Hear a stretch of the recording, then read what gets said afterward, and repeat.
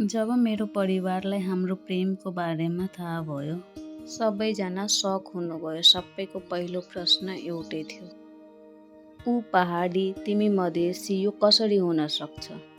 कसैलाई जातको चिन्ता थियो त कसैलाई समाजले के भन्ला भन्ने डर। आफ्नो कास्टमा कुनै पनि राम्रो केटा पाएनौ भनेर सधैँको ताना।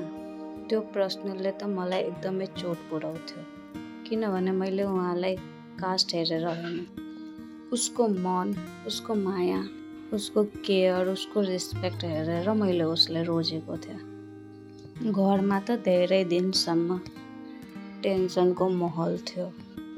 बिचमा मैले त कुरा पनि गर्न छोडेको थिएँ।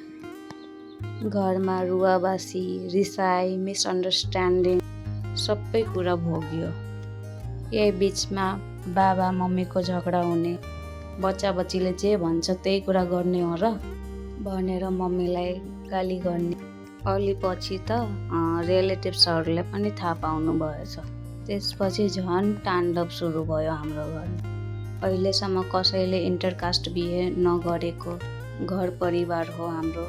छोरीलाई जसरी पनि सम्झाउन पर्छ, यो एउटा उमेरको मात्र बचपना हो भनेर जोसँग छोरीको बिहे गरिदियो त्यहीसँग खुसी बस्छ भनेर सबैजना भन्न थाले। एकछिन लाग्थ्यो सायद अब हाम्रो प्रेम यतिमै सकिन्छ, तर हामीले एकअर्काका हात कहिले छोडेनौँ। हामीले कसैसँग झगडा गरेनौँ, न त परिवारको अपमान गर्यो। हामीले केवल समय, धैर्य र सम्मान रोज्यो। बिस्तारै परिवारले पनि हाम्रो प्रेम देख्न थाले। हाम्रो आमा बुवाको माइन्डसेट चेन्ज गर्न चाहिँ सबभन्दा ठुलो योगदान मेरो दाइ र मेरो बहिनी र हामीले सोसल मिडियाको थ्रुबाट पनि केही कपालहरूलाई मम्मीलाई देखाउँदै गर्थे बिस्तारै कति खुसी छन् भनेर हेर्नु। बिस्तारै आमा बुवाले पनि बुझ्न थाले जातभन्दा ठुलो कुरा सम्मान, व्यवहार र साँचो माया नै हुन्छ भनेर।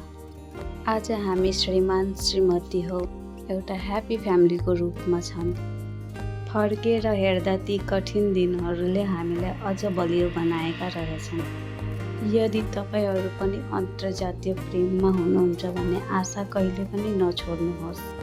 साँचो प्रेमसित सम्मान र धैर्य जोडिएपछि बाटो ढिलो भए पनि खुल्न सक्छ है। तपाईँको पनि यस्तै प्रेम कथा छ भने कमेन्टमा लेख्नुहोस्। अगाडि आउने भिडियोमा हामीले हाम्रो विवाहसम्मको यात्रा कसरी भयो त्यो सुनाउनेछौँ। हस् त, थ्याङ्क यू, धन्यवाद। Stay tune. भिडियो मन पर्यो भने लाइक, कमेन्ट, सेयर गर्नुहोला। By by.